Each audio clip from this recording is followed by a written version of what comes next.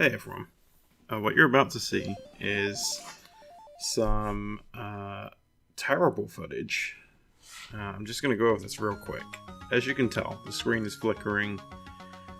It's hugely annoying. I don't know what the issue is, so I bought a Roxio VHS to DVD Plus. And this is what happens when I plug the Genesis or Master System into it.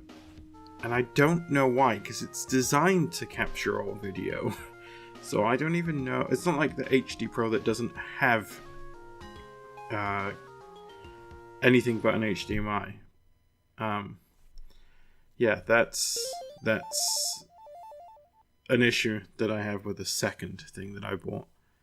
But yeah, welcome to Dizzy. Dizzy is one of my favorite games of all time. I'm just going to read you the intro. Daisy has been captured by the evil wizard Zax. Only Dizzy is brave and clever enough to rescue her from a terrible fate, leaving the safety of the Yoke folks. Jeez. Whatever. Basically, you have to rescue your friends who live in this tree village thing that you're about to see. This game is created by Codemasters, which I think I covered in another video, that I think is a UK-based developer. And I believe they started coming out for the Commodore 64 and the ZX Spectrum, if you're in the UK. I don't think that thing made it big in the US, but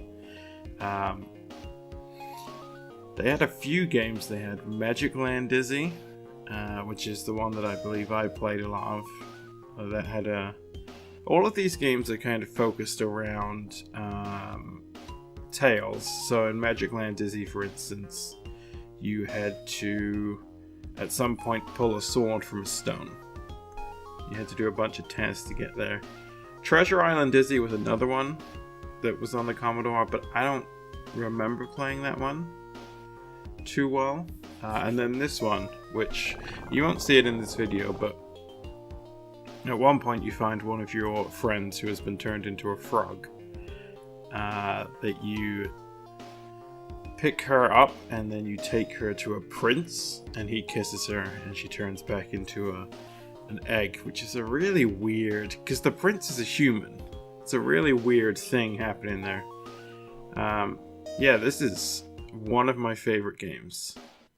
So that trading system I mentioned, as you will see here, is basically just trading up.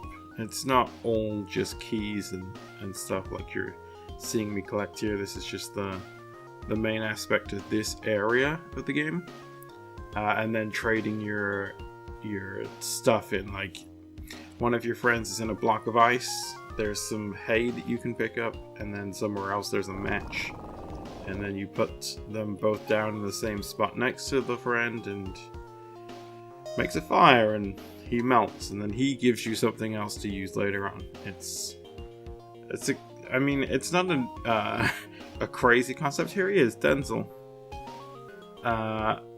It's not a mind-blowing concept to use items to trade in to get other things back, but now, I don't know why this game is one of my favorites. The soundtrack is a true classic. I think you're going to hear a few different pieces of music through this, and I'm probably going to just mute it when I get to the mine so you can just listen to how cool and spooky that music is. Yeah, you need to collect 250 stars that are scattered throughout these stages. And once you get them, you can access the final boss, Zax, the stupid wizard who really hates these egg people for some reason. I mean, he is a human. I don't know why he's got such a thing against eggs. Maybe there's an allergy issue going on. But he really wants them dead. What else do I have to say about this game, really? So this game is one of my proudest gaming achievements, because after years of playing it, one day I sat down. at first I was by myself, and then later I was joined by my brother. And I sat and I played through it. Now, you only get 3 lives. You can find some puzzles throughout that give you extra lives. I think there's only maybe 4 max, and only 2 that I ever really took the time to go and collect. So I sat, and this game doesn't have a save feature at all, which is hugely annoying. I sat and I played this game all day. I think at one point I had to leave and I had to do the old Mega Drive / Genesis thing of pausing it and walking away and hoping that my mom didn't turn the console off when she came in.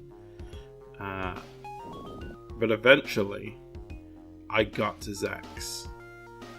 And we'd never got to this point, because those 250 stars are much harder to collect than it looks like.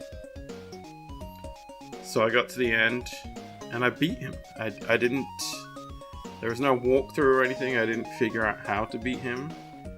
I just did it, and genuinely one of the proudest moments of my life, because my brother and his friends had for ages been trying to beat it.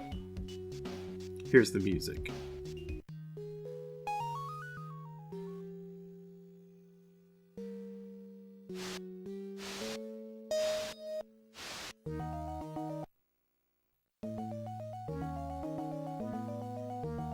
It's beautiful, isn't it? It's beautiful. To go back to my earlier point earlier in the video, I don't know what's up with this VHS to DVD plus thing. This is recorded through the Elgato. I figured I would rather have the ghosting and have a clear picture that doesn't flicker. It also had this weird thing where the music would cut out randomly. So I don't know that that's the answer to my questions. I'm kind of out of... I'm not very... what's the word I'm looking for? Knowledgeable. I don't think that's a terrible thing to say. I don't know a whole lot about AV and shit like that. So I'm at the point that I've exhausted all of the options that I can think of. And you guys have given me some great suggestions, and I'm sad that none of them have worked out. So I don't know. I'll either just keep playing through these games and just deal with it, or hopefully someday someone will be able to give me an answer that will make these games come in beautifully clear. Yeah. I've enjoyed these retro shorties. They're good little 10-minute videos. You guys seem to like them. This probably isn't going to be a game that a large amount of people played. Especially in the US. I don't know how popular these games were over here, but I would suggest it. It's just maybe go the emulator route so that you can have save states and not just have to pause the Genesis. But I'm also thinking I might stream this one. I don't think I could do a walkthrough of this game. But I might just one day, when I have a weekend day open, just go nuts and stream it. Although I will then be absolutely annoyed when I don't complete it, and I've wasted 4 hours of everyone's time. Oh, I was gonna say here, so I should have, because all the keys to the houses look alike.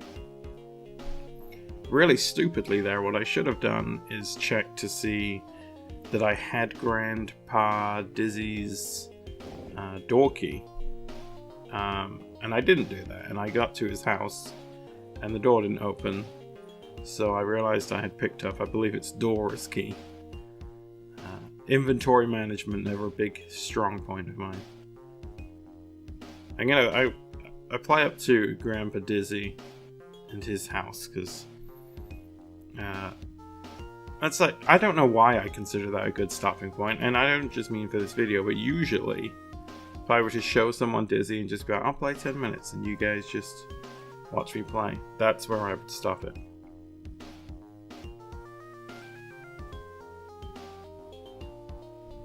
What else can I say about this? It's an egg. Oh, also, this did introduce... if you noticed earlier, I did at one point, it starts raining. And Dizzy turns from smiling to frowning. And that blew my childhood mind that they could have different facial expressions for different weather patterns. I don't know why that's... I mean, now that's not impressive in any way, shape or form. Although I do wish that they would get hair right in current games. Something that seems to still escape people. But the sad, frowny Dizzy always make me laugh. You may have noticed, the spiders, the snails, injure you. The way you get back health is by eating the fruit. So I always have good intentions to have a lot of fruit left. And then I start getting reckless. That's the thing with this game, is I get confident, and then I get reckless. So here we're going to give Grandpa Dizzy his medicine. He's loving life, and in return he's going to give us a golden egg, which if I were playing this through, would be used much later on in the game in the mine shaft. Yeah, that's Dizzy. It's a classic. I love it. I'd suggest picking it up. You guys might enjoy it. I'll see you on the next one.